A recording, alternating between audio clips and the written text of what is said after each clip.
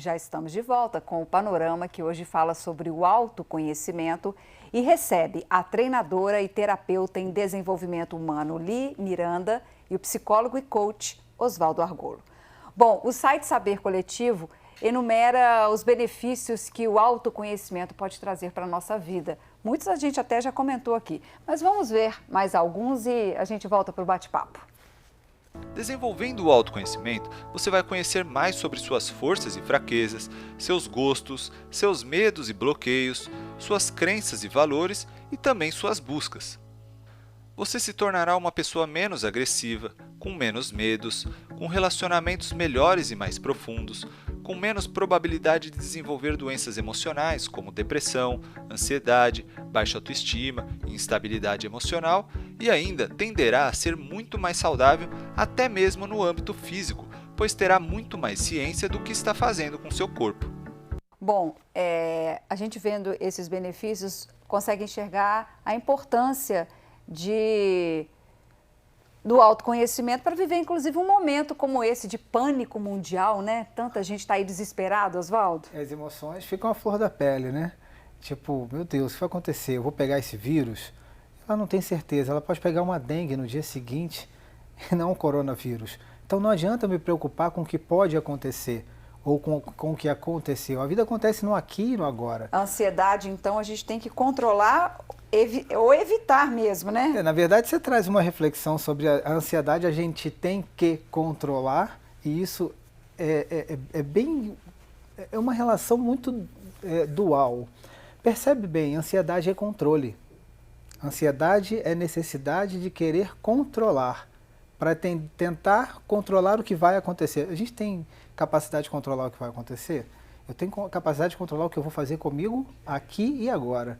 Então, quanto mais eu tentar controlar as coisas, mais ansioso eu vou ficar. É só deixar fluir. A gente não consegue viver uma vida num fluxo de ideias, de pensamentos e sem julgar, mas apenas perceber. E isso no consultório, quando a gente trabalha com os clientes, a gente percebe ou está muito ansioso, ou está muito deprimido, ou está muito no futuro, ou está muito no passado, mas não vive agora. Vive no passado brigando com as coisas que aconteceram lá atrás. E quando passa ali no vídeo nossas crenças, desejos e as nossas potencialidades, quando a gente vai olhar para isso de verdade, a gente percebe que não é necessário. Eu posso me alimentar de informações, que é o conhecimento que vem de fora, e vai traduzir como autoconhecimento também, porque vai ser ferramenta para eu poder utilizar no dia a dia. Então, essa questão do vírus, gente, pelo amor de Deus, deixa só as coisas acontecerem e se cuida, não é isso? Se cuida, faz do jeito certo, lava as mãos, é coisa que a gente tem que fazer todos os dias. Mas controlar, a gente não vai poder controlar. Eu, ouvindo o Oswaldo falando, deixar fluir, no primeiro bloco, ser livre, ser autônomo, a nossa sociedade trata questões como essa como se isso levasse ao caos, né? À bagunça. E vocês estão dizendo que é exatamente o contrário. A gente, no mundo do autoconhecimento, do desenvolvimento humano, a gente ressignifica muito a palavra controle por acolhimento. Então, se eu estou ansioso, se eu estou deprimido, é importante eu olhar para mim e entender o que isso está querendo me dizer. Porque a gente não adoece, a gente não fica triste, a gente não fica ansioso à toa.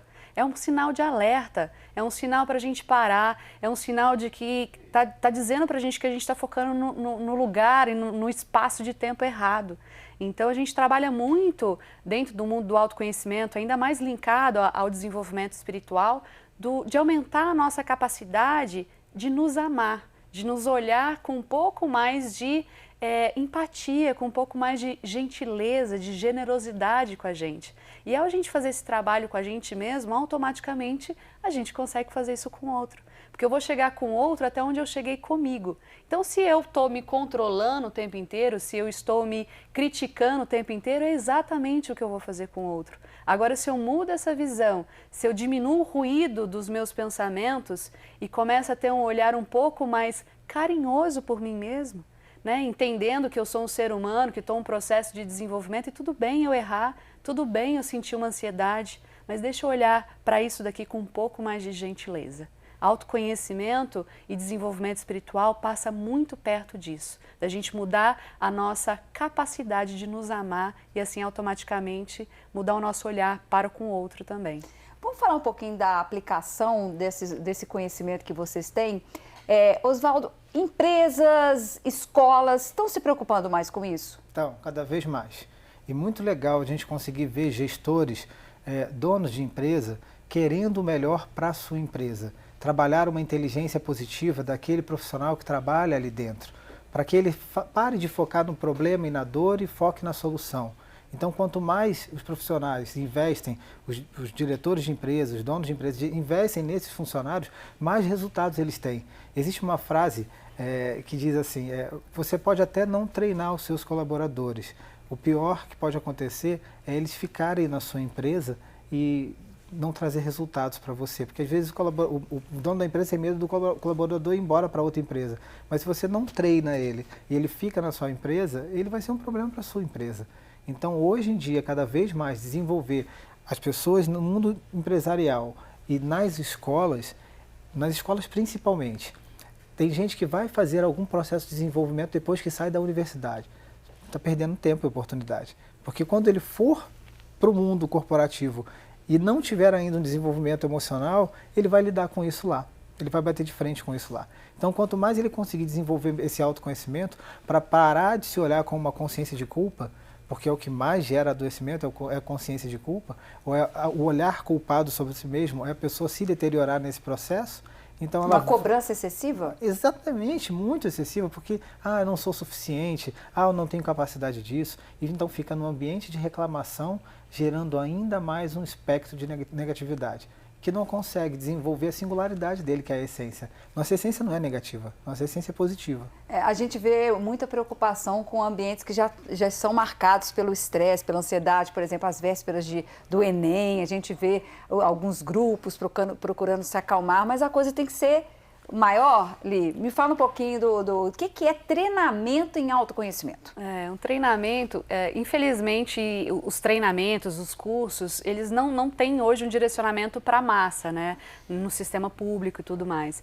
Então, hoje a gente disponibiliza para quem se sente tocado, né? E tem essa oportunidade de buscar esse treinamento. E geralmente, por exemplo, o treinamento que eu faço hoje em dia em Enneagrama, que para mim é um treinamento básico para autoconhecimento, onde você aprende sobre o seu tipo de personalidade. Geralmente esse treinamento acontece durante um final de semana e as pessoas passam o dia inteiro lá com a gente aprendendo sobre o próprio funcionamento. Só que o nosso desejo, no fundo, é que a gente tem a oportunidade, assim como vocês, por exemplo, uma rede pública, estão dando oportunidade para a gente falar da importância do autoconhecimento. Que no fundo, eu acho que o desejo de todo mundo que trabalha verdadeiramente com propósito no mundo do autoconhecimento é poder facilitar isso por exemplo, as pessoas que não têm poder de investir, por exemplo, num treinamento desse, entende? A gente compreende que se a gente quer mudar o mundo, essa mudança tem que vir de dentro para fora. E tem que vir a partir de uma educação no ensino fundamental, no ensino médio, né? Ou poder possibilitar para pais realmente esse processo de autoconhecimento. Né? E há vários sinais na sociedade de que temos muitas pessoas interessadas em viver melhor. A gente separou, em termos de curiosidade, uma lista dos livros mais vendidos no ano passado. E olha, vários são, a gente pode acompanhar ali, vários são dos chamados, são de autoajuda, né? Quer dizer, as pessoas estão buscando alguma coisa, né? Eu tenho algumas reflexões. Tem mais, nós temos uma lista, olha aí, quantos? O primeiro ali, que tem um palavrãozinho, tem que dar um pi, né? Mas... O Milagre do Amanhã é um livro bem de cunho espiritual também, né? Sim. Tem umas práticas muito interessantes das pessoas acordarem bem cedinho, se conectarem com algo maior, né? Fazer parceria com outras pessoas que estão lendo o mesmo livro. É um livro bem legal. Nós temos ali naquela primeira lista, nós vemos 2 livros com quase a mesma questão. A sutil arte de ligar o pi, né? O pi. Seja pi, do Caio Carneiro, mas tudo bem, vamos lá. E eles estão falando sobre, um está falando sobre ter mais coragem e mais poder pessoal e o outro soltar mais as coisas. A gente sabe que a gente vê nesses best-sellers, nessa venda em massa, uma época onde as pessoas buscam as coisas com muito mais velocidade. Não sei se vem depois, mas tem 2 livros que nessa primeira parte não estão ali, que um é O Poder do Agora, do Eckhart Tolle, e o outro também dele, Mundo Novo, Despertar de uma Nova Consciência. Os dois são importantíssimos para que a gente possa utilizar no nosso dia a dia. Porque a gente vai perceber o quanto a gente não merece ficar indo para o futuro ou para o passado e se preocupando com isso. E o outro vai analisar o nosso ego, como que a gente funciona com o nosso ego. Então, grandes líderes hoje que estão trabalhando no seu coeficiente emocional estão cada vez mais olhando para isso, mas esses livros realmente estão despertando a humanidade para um lugar legal.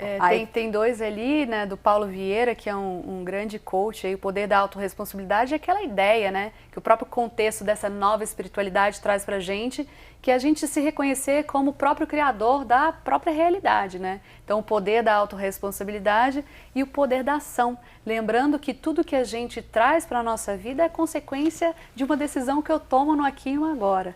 Então, muito, muito interessante isso. Os Segredos da Mente Milionária, esse livro ele é bem famoso. Nós vimos ali 2 livros de cunho de Baixa Econômica, né? Então está todo mundo buscando uma área mais empreendedora, aprendendo a lidar com as suas finanças, isso é muito importante. Emoções e finanças estão juntos, porque às vezes as pessoas vão comprar coisas para poder suprir um buraco, um vazio, e aí às vezes não tem uma consciência econômica para poupar, porque fica preso à necessidade de comprar para poder tentar se sentir feliz.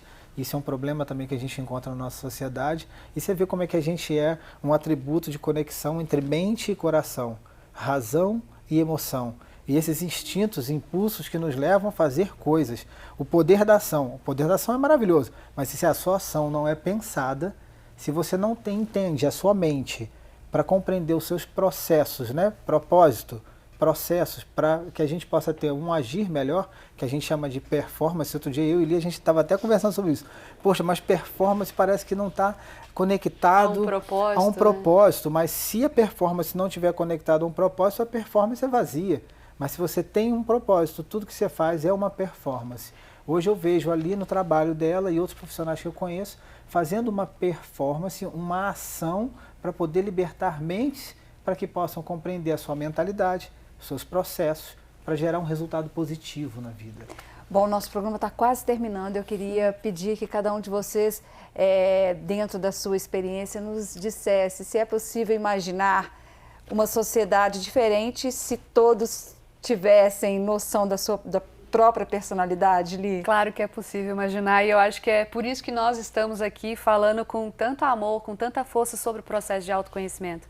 A partir do momento que cada um despertar esse entendimento de que eu preciso me conhecer para que eu possa me transformar numa pessoa melhor, assim automaticamente de um em um a gente vai transformando esse mundo num mundo melhor. Então é possível, eu acredito, e vou estar, acredito eu, até o final da minha vida lutando e levando, motivando pessoas a buscar esse processo. Porque o autoconhecimento, eu não vejo só transformação nas pessoas, eu vi isso na minha vida. Eu sou uma pessoa completamente transformada e diferente depois de passar por esse processo de autoconhecimento. Enquanto nós não temos uma proposta dessa disponível, por exemplo, como uma política pública efetiva, né?